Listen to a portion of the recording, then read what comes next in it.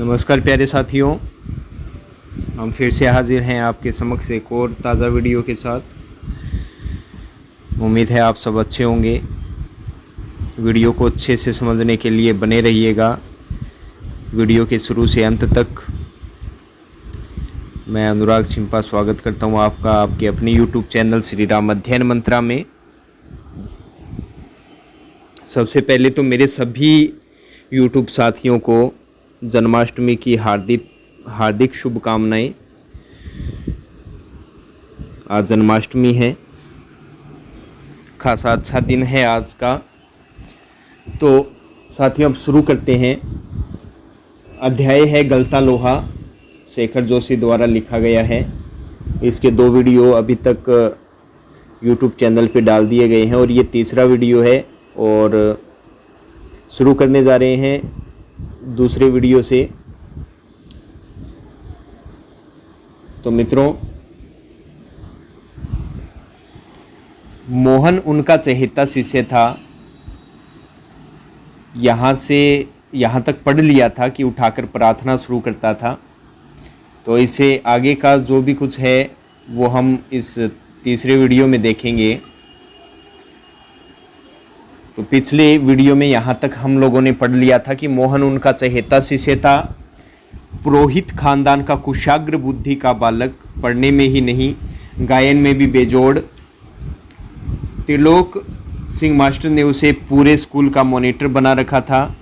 वही सुबह सुबह हे प्रभु आनंद दाता ज्ञान हमको दीजिए का पहला स्वर उठाकर प्रार्थना शुरू करता था। तो अब इसके आगे का भाग है वो हम लोग पढ़ेंगे। चलते हैं नेक्स्ट। मोहन को लेकर मास्टर त्रिलोक सिंह को बड़ी उम्मीदें थी। तो मोहन आपको पता ही है और इस चैप्टर के बारे में मैं आपको बता चुका हूँ कि किस तरह का ये अध्याय है। और जो त्रिलोक सिंह मास्टर है उनको मोहन से बड़ी उम्मीदें थी। उम्मीद का अर्थ होता है आशाएं। कक्षा में किसी छात्र को कोई सवाल न आने पर वही सवाल वे मोहन से पूछते और उनका अनुमान सही निकलता। मोहन ठीक ठीक उत्तर देकर उन्हें संतुष्ट कर देता और तब वे उस फिसड्डी बालक को दंड देने का भार मोहन पर डाल देते। तो फिसड्डी का अर्थ क्या होता है? कमज़ोर। भाई पहले यही हुआ करता था कि जो कक्षा में होशियार बालक होता था तो वो क्या करता, बच्चों की कॉपियां चेक करता और नंबर कम आने पे दंड विधान भी मॉनिटर के अनुसार किसको दे दिया जाता, मतलब उसका अधिकार किसको दे दिया जाता, उस होशियार बालक को ही दे दिया जाता। तो मोहन इस कार्य को संभालता था। पकड़ इसका कान और लगवा इससे 10 उठक बैठक वे आदेश दे देते। धनराम भी उन अनेक छात्रों में से एक था जिसने त्रिलोक सिंह मास्टर के आदेश पर अपने हमजोली मोहन के हाथों कई बार बैंत खाए थे। हमजोली का अर्थ क्या होता है? हमजोली का अर्थ होता है मित्र या कह सकते हैं साथी। पहले नानी कया करती, करे कि न जाए थोड़ी देर खेलिया साथी संगड़िया में, तो वही ये साथी है। तो आप भी जानते होंगे। और रही बात बैंत खाने की, तो बैंत का अर्थ क्या हो जाएगा? डंडा कह लीजिए या छड़ी कह लीजिए। तो छड़ी खाना, बैंत खाना। वैसे नहीं जानता हूँ कभी बटका बढ़ ले बिया नहीं। या कान खिंचवाए थे। मोहन के प्रति थोड़ी बहुत ईर्ष्या रहने पर भी धनराम प्रारंभ से ही उसके प्रति स्नेह और आदर का भाव रखता था, अपनत्व का भाव रखता था। इसका एक कारण शायद यह था कि बचपन से ही मन में बैठा दी गई जातिगत हीनता के कारण। देखो, जो मूल पाठ है उसकी जो मूल विशेषता है वो यही है। मूल प्रतिपाद्य क्या है? जातिगत जो आधार पे आज समाज बटा हुआ है उसी समाज को सामने लेकर आना। आज भी पढ़े लिखे होने के बावजूद भी ये जातिगत हीनता, छुआछूत, ये चीज़ें आज भी चल रही है। तो जातिगत हीनता का अर्थ क्या हो जाता है? छोटी जाति का होने के कारण, छोटी जाति का होने के कारण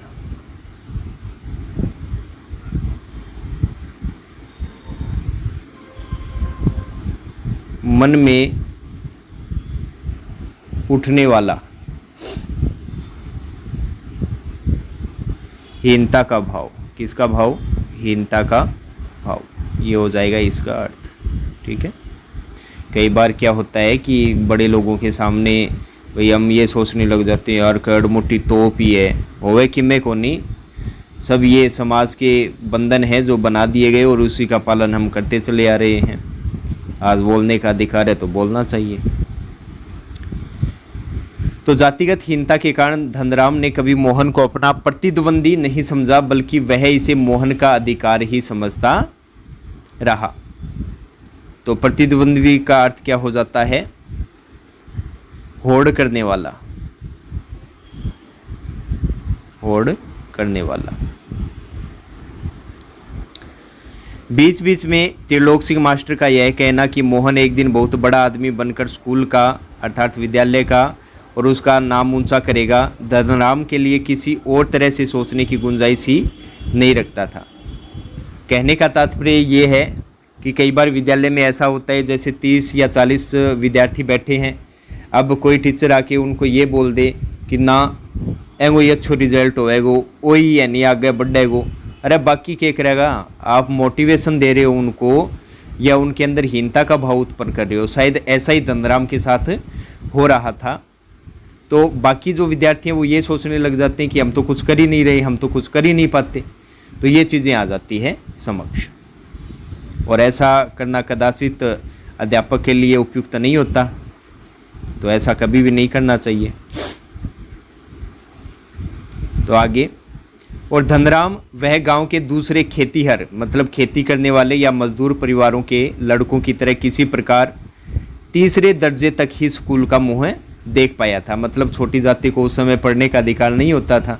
ऐसा ही माना जाता था कि जो पिता कार्य कर रहे हैं वही कार्य इसको करना है, तो पढ़ा लिखा के करना भी क्या है। और यहाँ पे तीसरे दर्जे का मतलब क्या हो गया? तीसरी क्लास हो जाएगा। ठीक है, तीसरी कक्षा।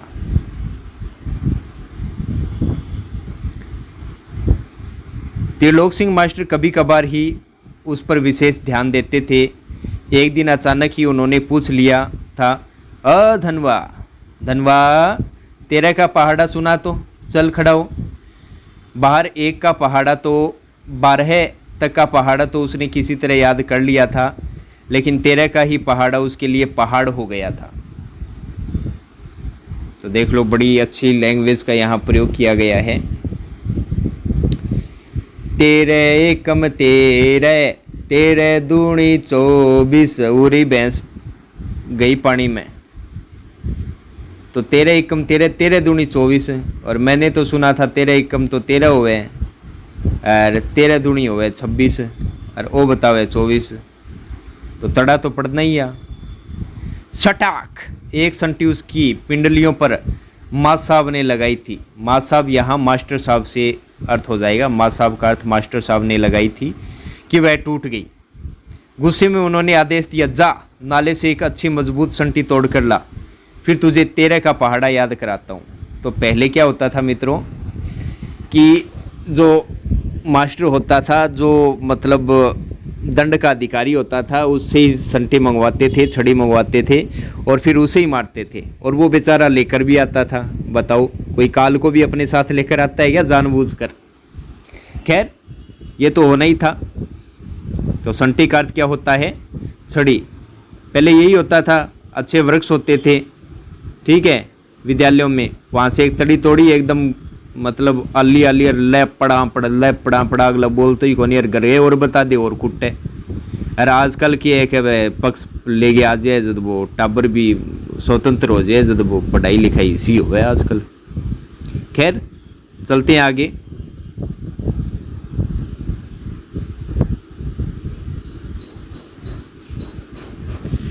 त्रिलोक सिंह मास्टर का यह सामान्य नियम था, सज़ा पाने वाले को ही अपने लिए हथियार भी जुटाना होता था, और जाहिर है, और जाहिर का मतलब सही भी है। बलि का बकरा अपने से अधिक मास्टर के संतोष को ध्यान में रखकर टहनी का चुनाव ऐसे करता था जैसे वह अपने लिए नहीं बल्कि किसी दूसरे को नडिंत करने के लिए हथियार का चुनाव कर रहा हो। मतलब हथियार भी बहुत बढ़िया, टहनी ऐसी नहीं बिल्कुल ही पतली लगे ही नहीं, वो मास्टर का संतोष उसमें ज़रूरी था, बढ़िया सी संटी देख कर लाते थे वो। और बलि का बकरा कौन होता था? सज़ा पाने वाला विद्यार्थी, वही हुआ सज़ा पाने वाला विद्यार्थी।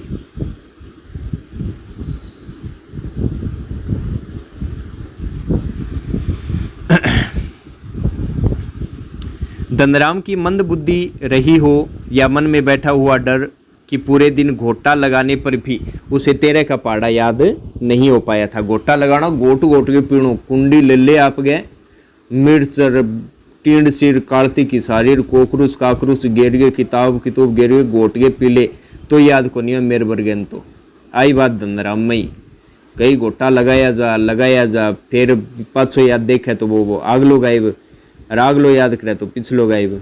जब आवे रीस क्या करे तो करे कि हर कोई डॉक्टर नहीं बन सकता, लेकिन रिश्तेदार यही चाहते हैं कि सब आगे बढ़े। उस समय तो सब आ जाते हैं आगे, हैं क्या तू यहाँ कौन पढ़े, यहाँ कौन पढ़े,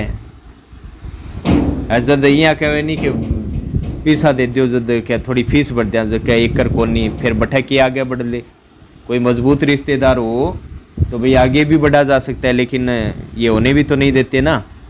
तो रिश्तेदार होते हैं वो राय दे सकते हैं, रोटी नहीं दे सकते, तो उनकी बातों को छोड़ दिया करो, आप अपने अनुसार कार्य करो। आपको कामयाब होना है, आपको अपनी ज़िंदगी बनानी है, ठीक है। छुट्टी के समय जब मास्टर साहब ने उसे दोबारा पहाड़ा सुनाने को कहा तो तीसरी सीढ़ी तक पहुंचते पहुंचते वह फिर लड़खड़ा गया था। अच्छा 13 एकम 13, 13 दूनी 26 और 13 तिया, फिर उसने 100 कर दिया होगा, तो वो तीसरी सीढ़ी पे अटक गया। लेकिन इस बार मास्टर त्रिलोक सिंह ने उसके लाए हुए बेंत का उपयोग करने की बजाय जबान की चाबुक लगा दी, और ये सबसे खतरनाक होती है। मार से ज़्यादा जबान की चाबुक बहुत भयंकर होती है, और वो ठंडा करके मारती है आदमी को। तेरे दिमाग में तो लोहा भरा है रे, विद्या का ताप कहाँ लगेगा इसमें। मतलब जो धनराम था उसकी लोहे की भट्टी थी, वो लोहे का कार्य करता था, और मास्टर साहब ने भी सीधा कह दिया कि भाई तेरे दिमाग में लोहे का काम कर करके लोहा भर गया है, और विद्या का जो ताप है, विद्या का ज्ञान है, प्रकाश है, वो तो तेरे लोहे वाले दिमाग को नहीं पिघला पाएगा, तो लगेगा कहाँ। अपने थैले से 5-6 दरांतियाँ निकालकर उन्होंने धनराम को धार लगा लाने के लिए पकड़ा दी थी। दरांतियाँ जानते हो ना, घास काटने के लिए। अब गुआर आवे, गुआर काटो, सारन बेरो पड़ जाओ, हाथ हो जाएगा यहाँ। मन तो खुद ने डर लग गया, एक कर गयो, 500 मुड़ गई, कौन गयो। किताबों की विद्या का ताप लगाने की सामर्थ्य धनराम के पिता की नहीं थी, मतलब वो नहीं पढ़ा सकते थे। अब कैसे करें बताओ। धनराम हाथ पैर चलाने लायक हुआ ही था कि बाप ने उसे धोखनी फूंकने या सान लगाने के कामों में उलझाना शुरू कर दिया। तो भाई जबान की चाबुक लगाना, ये तो आप समझ गए होंगे, मतलब कठोर बात कह देना। द्रांतिया भी आपको बता दिया है, ठीक है। धोखनी फूंकना, जो फूंकनी होती है ना, मतलब हवा देना, ठीक है। और लकड़ियां अंदर डालना ताकि भट्टी अच्छे से चल सके, लोहा भी पिघलाया जा सके। और फिर धीरे धीरे हथौड़े से लेकर घन चलाने की विद्या सिखाने लगा। तो हथौड़ा, धीरे धीरे हथौड़ा चलाना और फिर घन चलाना, ये 5 किलो का होता है हथौड़ा, एक प्रकार का, जो खड़े रह के लोहे पे वार किया जाता है। फ़र्क इतना ही था कि जहां मास्टर त्रिलोक सिंह उसे अपनी पसंद का बेंत चुनने की छूट दे देते थे, वहां गंगाराम इसका चुनाव स्वयं करते थे। तो गंगाराम है धनराम के पिता, तो वो स्वयं जो कहते थे वो ही धनराम को करना पड़ता था। और जरा सी गलती होने पर छड़, बेंत, हत्ता जो भी हाथ लग जाता उसी से अपना प्रसाद दे देते थे। और पुराने ज़माने में ये होता था, जुत्तो आ गयो तो जुत्तो, लठ आ गयो तो लठ। मन्ने भी याद है, एक मेकराल बाद दिनों रह गए अंदर यार, पीछे ही दीवार लेवड़ा पहली गारो लिपिया करता और नानी आई बाण अलबाद करता देख लिया, बंग हाथ में लाग्यो बरंगो मोटो लठ वो मारियो बगा गया यार, मैंने उज्जू ताई दिखे वो आंखें सामिया घूमतो आओ शक्तिमान अरतरिया। और वो तो बढ़िया नीचा हो गया यार, नहीं नीचा हुआ तो सिर सार की नहीं जार, जब वो लठ पड़ियो नहीं बे दीवार गए लेवड़ा सह पाट गया, बेरी कौन पाट्यो। अब देख लियो यही होवे चंपल आवे 100 की स्पीड में उड़ता ही। और आजकल एले मिलो बच्चियों एले क्यों क्यों तिले एले कोई नहीं ले, तो आजकल ये चीज़ें नहीं रही है अब। तो गंगाराम जी तो प्रसाद दे देते थे। एक दिन गंगाराम अचानक चल बसे तो धनराम ने सहज भाव से उनकी विरासत संभाल ली। तो विरासत का मतलब क्या होता है, जो पीढ़ियों दर पीढ़ियों काम चला आ रहा है, मतलब उत्तराधिकार। कौन सा अधिकार? उत्तराधिकार।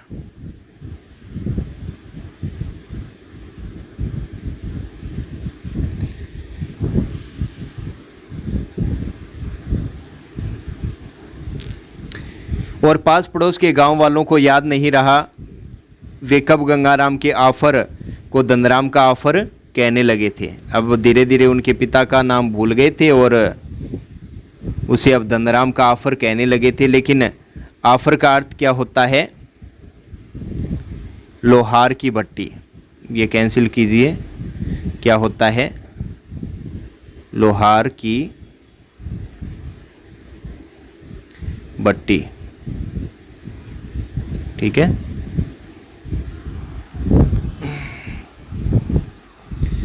प्राइमरी स्कूल की सीमा लांघते ही मोहन ने छात्रवृत्ति प्राप्त कर त्रिलोक सिंह मास्टर की भविष्यवाणी को किसी हद तक सिद्ध कर दिया। तो साधारण हैसियत वाले यजमानों की प्रोहिताही करने वाले वंशीधर तिवारी का हौसला भी बढ़ गया। तो ये तो आपको पता ही है कि मोहन के पिता का नाम क्या है?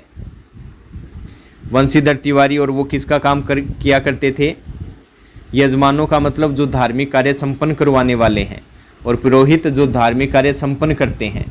तो छात्रवृत्ति के कारण वंशीधर तिवारी का भी हौसला क्या हो गया? बुलंद हो गया, जो मोहन के क्या थे? पिता थे। और वे भी अपने पुत्र को पढ़ा लिखा कर बड़ा आदमी बनाने का स्वप्न देखने लगे। पीढ़ियों से चले आते पैतृक धंधे ने उन्हें निराश कर दिया था, क्योंकि अब धीरे धीरे जो दान दक्षिणा थी वो कम होने लगी थी। और उसके बूते पर वे, मतलब बूते का अर्थ क्या हो गया? उसके अनुसार, उसके अधिकार पर वे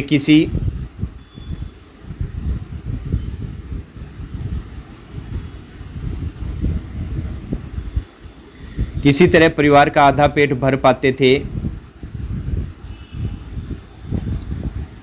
मोहन पढ़ लिखकर वंश का दारिद्र्य मिटा दे। दारिद्र्य का अर्थ क्या होता है? गरीबी। अरे द्वार पालो कन्हैया से कह दो कि दर पे ये तेरे गरीब आ गया है। तो वही वाला। तो दारिद्र्य मिटा दे, यह उनकी हार्दिक इच्छा थी। लेकिन इच्छा होने भर से ही सब कुछ नहीं हो जाता। आगे की पढ़ाई के लिए जो स्कूल था, अर्थात विद्यालय था, वह गांव से 4 मील दूर था। देखो मित्रों, दूरी भी बहुत मायने रखती है। दूरी के कारण एक बच्चा पढ़ नहीं पाता है अच्छे से, क्योंकि जो घर के सदस्य होते हैं, मुखिया होते हैं, वो बच्चों को बाहर भेजना उचित नहीं मानते हैं। अब 4-4 मील उस समय बहुत होता था, क्योंकि साधन तो थे नहीं। आज जो सरकार साइकिलें दे रही हैं बच्चियों को, वो इसी वजह से दे रही है ताकि उनके घर वाले उनको विद्यालय भेज सके और बच्चियां आगे बढ़ सके, वो पढ़ सके। ठीक है। 2 मील की चढ़ाई के अलावा, भाई 2 मील तो पहले सीधा सीधा चढ़ना पड़ेगा, क्योंकि पहाड़ी क्षेत्र रह गया। फिर बरसात के मौसम में रास्ते में पड़ने वाली नदी की समस्या अलग थी, क्योंकि नदी उफान में आ जाती थी। तो भी वंशीधर ने हिम्मत नहीं हारी और लड़के का नाम विद्यालय में लिखवा दिया। बालक मोहन लंबा रास्ता तय कर स्कूल जाता और छुट्टी के बाद थका मांदा घर लौटता। तो पिता पुराणों की कथाओं में से विद्या व्यसनी बालकों का उदाहरण देकर उसे उत्साहित करने की कोशिश करते रहते, अर्थात मोटिवेट उनको करते थे। किसको? मोहन को। और विद्या व्यसनी का अर्थ क्या हो जाता है? अध्ययन की आदत रखने वाले विद्यार्थी, आदत रखने वाले विद्यार्थी, या कह सकते हैं छात्र, छात्र हो जाएगा। और आदत की जगह आप रुचि भी लिख सकते हो, ठीक है ना। अगर ये बुरा शब्द लगे आपको तो आप इसकी जगह रुचि भी रख सकते हो, अर्थात अध्ययन की रुचि रखने वाले छात्र। उनके उदाहरण उनके पिता मोहन को दिया करते थे। वर्षा के दिनों में नदी पार करने की कठिनाई को देखते हुए वंशीधर ने नदी पार के गांव में एक यजमान के घर पर मोहन का डेरा तय कर दिया था। घर के अन्य बच्चों की तरह मोहन खा पीकर विद्यालय जाता और छुट्टियों में नदी उतार पर होने पर वह गांव लौट आता था। संयोग की बात है, एक बार छुट्टी के पहले दिन जब नदी का पानी उतार पर ही था और मोहन कुछ घसियारों के साथ नदी पार कर घर आ रहा था। तो मित्रों, यहाँ जो घसियारों शब्द आया है, तो घसियारे क्या होता है? घास काटने व बेचने वाले, घास काटने व बेचने वाले। वो क्या करते हैं कि जंगल में जाते हैं और क्या करते हैं, घास ले आते हैं और उसे काट कर क्या कर देते हैं, बेच देते हैं, ताकि उनकी कमाई हो सके। तो घसियारों के साथ नदी पार कर घर आ रहा था तो पहाड़ी के दूसरी ओर भारी वर्षा होने के कारण अचानक नदी का पानी बढ़ गया। और मित्रों, पहाड़ी क्षेत्रों में ऐसा ही होता है कि नदी जैसे अपने को सामान्य रूप में दिखाई देती है, वो ऐसा होता नहीं है, क्योंकि ऊपर पहाड़ों में ऊंचाई पर कभी बादल फट जाता है, कभी अधिक वर्षा हो जाती है, तो उसका अचानक ही पानी नदी के पानी को बढ़ा देता है। और ऐसे स्थान से हमको दूरी बनाए रखना चाहिए। और ज़्यादातर आपने सुना होगा कि हिमाचल प्रदेश, उत्तराखंड आदि में ये चीज़ें होती रहती है। हिमाचल प्रदेश में तो अब की बार बड़ी तबाही हुई है और हर साल होती है ऐसा, स्टोन स्लाइडिंग आदि ये चलता रहता है। पहले नदी की धारा में झाड़ झंखाड़ और पात पतेल आने शुरू हुए तो अनुभवी घसियारों ने तेज़ी से पानी को काटकर आगे बढ़ने की कोशिश की, लेकिन किनारे पहुंचते न पहुंचते मटमेले पानी का रेला उन तक आ ही पहुंचा। वे लोग किसी प्रकार सकुशल इस पार पहुंचने में सफल हो सके। इस घटना के बाद वंशीधर घबरा गए और बच्चे के भविष्य को लेकर चिंतित रहने लगे। अब देखो, यहाँ से बच्चे का भविष्य उजड़ना शुरू हो जाता है। कैसे उजड़ता है? ऐसा मेरे साथ भी हुआ है, तो साथ साथ में मैं मेरे अनुभव भी आपको व्यक्त करूँगा, लेकिन जैसा हुआ, जिसने किया उसका मैं उल्लेख नहीं करूँगा। तो ऐसे कई पात्र भी हैं मेरे सामने जिसका मैं बात करूँगा।